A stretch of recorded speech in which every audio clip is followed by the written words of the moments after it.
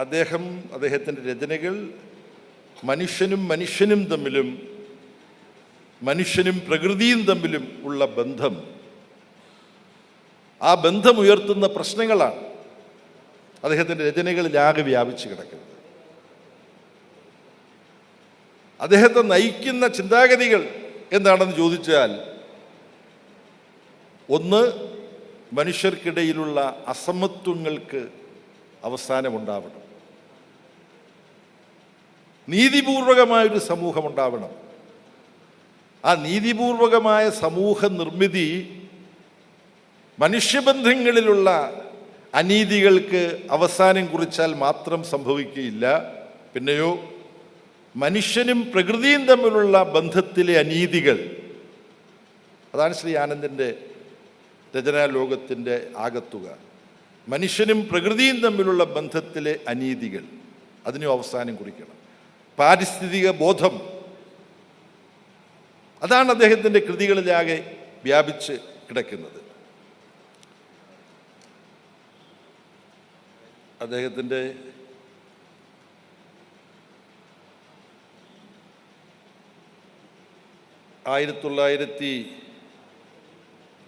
കളുടെ അവസാനം മുതൽ അദ്ദേഹം ഇന്ത്യൻ സമൂഹത്തിൽ സംഭവിച്ചുകൊണ്ടിരിക്കുന്ന വലിയൊരു അപകടം ചൂണ്ടിക്കാണിക്കുന്നുണ്ട്. അത് അതിർത്തി യുദ്ധം 1962 സംഭവിച്ചതിന് ശേഷം ദേശീയ ബോധം എന്നത് മാറി ക്ഷാത്ര വീര്യ ദേശീയത, യുദ്ധോത്സുകമായ ദേശീയത, അപരത്വത്തിനെതിരായിട്ടുള്ള സംഘം ചേരൽ, ചുരുക്കി പറഞ്ഞാൽ സംഘപരിവാർ മുന്നോട്ട് വെക്കുന്ന അക്രാമകമായ ദേശീയത, ഇത് രൂപപ്പെടുന്നതിനെ വളരെ സൂക്ഷ്മമായി ശ്രീ ആനന്ദ് തൻ്റെ പഠനങ്ങളിലൂടെ ലേഖനങ്ങളിലൂടെയൊക്കെ ആവിഷ്കരിച്ചിട്ടുണ്ട്. വിടവുകൾ എന്ന കൃഷിഭൂമി എന്ന ഈ രചനയിൽ ഫാസിസത്തെക്കുറിച്ച് 2 ലേഖനങ്ങളുണ്ട്. ഫാസിസം വരുന്ന വഴികൾ എന്ന ലേഖനം, ഫാസിസവും മറ്റും ചില കുറിപ്പുകൾ എന്ന രചന. നവഫാസിസ്റ്റ് പ്രവണതകൾ എന്ന് ഇന്ത്യയിലും പല യൂറോപ്യൻ രാജ്യങ്ങളിലും രൂപപ്പെടുന്ന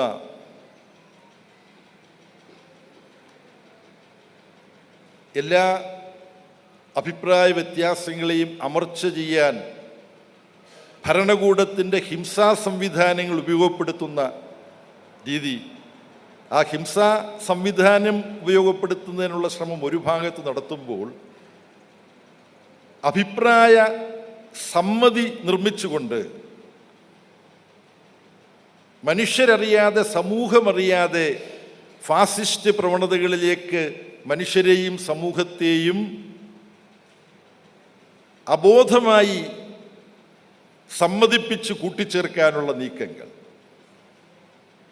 അത് സാമ്രാജ്യത്വത്തിൻ്റെ ഭാഗത്തുണ്ട്. അതാണ് നോം ചോംസ്കിയെ പോലുള്ളവർ മാനുഫാക്ചറിങ് കൺസെൻറ്റ്, സമ്മതിയുടെ നിർമ്മാണം എന്ന തരത്തിൽ വിശേഷിപ്പിച്ചിട്ടുള്ളത്. ഇന്ത്യയിലും അത് നടക്കുന്നുണ്ട്. അപ്പം അദ്ദേഹത്തിൻ്റെ രചനകളുടെ മറ്റ് വിശദാംശങ്ങളിലേക്ക് പോകുന്നത് ഈ യോഗം നടത്തിപ്പ് സംബന്ധിച്ച് അദ്ദേഹവുമായിട്ടുണ്ടാക്കിയ ധാരണയ്ക്ക് വിപരീതമാകും. എന്തായാലും ഈ ദേശാഭിമാനി പുരസ്കാര സമർപ്പണം ശ്രീ ആനന്ദിൻ്റെ ബഹുമുഖമായ സംഭാവനകളെക്കുറിച്ച് ചർച്ചകൾ, ഗൗരവമുള്ള മനസ്സുകൾ തമ്മിൽ നടന്നു വരുന്നുണ്ട്. പക്ഷെ പുതിയ രൂപത്തിലുള്ള ഒരു ചർച്ച, ശ്രീ ആനന്ദിൻ്റെ രചനകളുടെ ഒരു പുനർവായന, അവയെ സംബന്ധിച്ച പുനരവലോകനങ്ങൾ, അതിൻ്റെ സമകാലിക പ്രസക്തിയെക്കുറിച്ചുള്ള ചർച്ചകളും സംവാദങ്ങളും അത് തുറന്നു വിടും എന്ന് ഞാൻ പ്രതീക്ഷിക്കുകയാണ്. ദേശാഭിമാനി വാരികയിൽ ശ്രീ പവിത്രൻ എഴുതിയ വളരെ പണ്ഡിതോചിതമായ 2 ലക്കം നീണ്ടു നിന്ന ഒരു പഠനമുണ്ട്. ഇവിടെ ഇരിക്കുന്നവരുടെ എല്ലാം കയ്യിൽ ദേശാഭിമാനി വാരിക എത്തേണ്ടതാണ്. പക്ഷെ ഞാൻ ചോദിക്കുന്നില്ല എത്ര പേർക്കത് ദേശാഭിമാനി വാരിക കാണാനും അത് വായിക്കാനും പറ്റിയെന്ന് ഞാൻ ചോദിക്കുന്നില്ല. ഒരു സ്വയം വിമർശനമായിട്ട് ഞാൻ ഉന്നയിക്കുകയാണ്. ഇതുപോലെ പ്രൗഢമായ പഠനങ്ങളെല്ലാം വരുന്ന ദേശാഭിമാനി വാരിക ചെല്ലേണ്ടിടത്തെല്ലാം ചെന്നെത്തുന്നില്ല, വായിക്കേണ്ടവരെല്ലാം വായിക്കുന്നില്ല. അതിൽ തന്നെ എൻ്റെ സുഹൃത്ത് കവിതാ ബാലകൃഷ്ണൻ കലാകാരനായ ശ്രീ ആനന്ദിനെക്കുറിച്ച് വളരെ പണ്ഡിതോചിതമായ ഒരു പഠനം എഴുതിയിട്ടുണ്ട്. ഇന്നത്തെ ദേശാഭിമാനി പത്രം അതിനകത്ത് പല യുവ നിരൂപകരും എഴുതിയിട്ടുണ്ട്.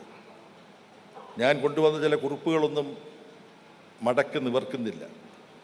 അതിലൊന്ന് എൻ്റെ കൊല്ലം ശ്രീനാരായണ കോളേജിൽ എന്നെ പഠിപ്പിച്ചിട്ടുള്ള ശ്രീ KP അപ്പൻ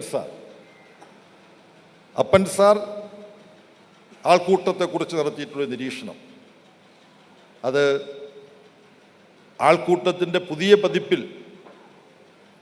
ആ അപ്പൻ സാറിൻ്റെ നിരീക്ഷണങ്ങളും ഉൾക്കൊള്ളിച്ചിട്ടുണ്ട്. അങ്ങനെ ഇവിടെ പറയണമെന്ന് ഞാൻ കരുതി കുറിപ്പെടുത്തിയിട്ടുള്ള ഒരുപാട് കാര്യങ്ങൾ നിങ്ങളോടുള്ള ദയാവായ്പ കൊണ്ട് അത് അവതരിപ്പിച്ച് ഞാൻ സംസാരിക്കുന്നില്ല.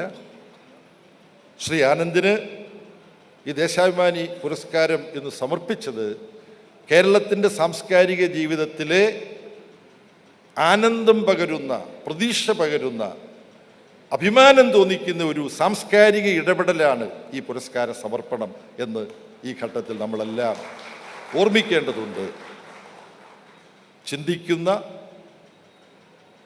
സമൂഹത്തിൻ്റെ അവസ്ഥ, മനുഷ്യൻ്റെ അവസ്ഥ, അതിനെക്കുറിച്ച് വ്യാകുലപ്പെടുന്ന മനസ്സുകൾ ഒരുമിച്ചിരിക്കുകയും ചർച്ച ചെയ്യുകയും നമുക്കെന്ത് ചെയ്യാൻ കഴിയും, നാം ചെയ്യേണ്ടത് ചെയ്യുന്നുണ്ടോ, ഇല്ല, അത്തരത്തിലുള്ള ആലോചനകളിലൂടെ നമുക്ക് നമ്മുടെ സമൂഹത്തിൽ നടത്തേണ്ട സാംസ്കാരികമായ പോരാട്ടങ്ങൾ, ആ പോരാട്ടങ്ങൾക്ക് ഊർജം പകരുന്ന ഒരു കാര്യമാണ് ശ്രീ ആനന്ദിനെ, അദ്ദേഹത്തിൻ്റെ ബഹുമുഖമായ സംഭാവനകളെ ആദരിക്കുന്ന ഈ ചടങ്ങ് എന്ന് മാത്രം പറഞ്ഞുകൊണ്ട് ഇതിൽ സംബന്ധിക്കാൻ എനിക്ക് അവസരം തന്ന ദേശാഭിമാനിയോട് നന്ദി പറഞ്ഞുകൊണ്ട് ഇത് വളരെ ഭംഗിയായി അനാർഭാടമായി സംഘടിപ്പിച്ച ഇവിടുത്തെ സംഘാടക സമിതിക്ക് അഭിവാദനങ്ങൾ അർപ്പിച്ചുകൊണ്ട് ഞാൻ എൻ്റെ വാക്കുകൾ ഉപസംഹരിക്കുന്നു.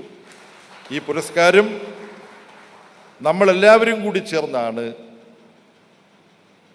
ഭാവിയെക്കുറിച്ച് ആലോചിക്കുന്ന കേരളീയ സമൂഹം ഒരുമിച്ച് ചേർന്നാണ് ശ്രീ ആനന്ദിന് ഈ പുരസ്കാരം കൈമാറിയത് എന്നുകൂടി ഞാൻ പറഞ്ഞ് അവസാനിപ്പിക്കുകയാണ്.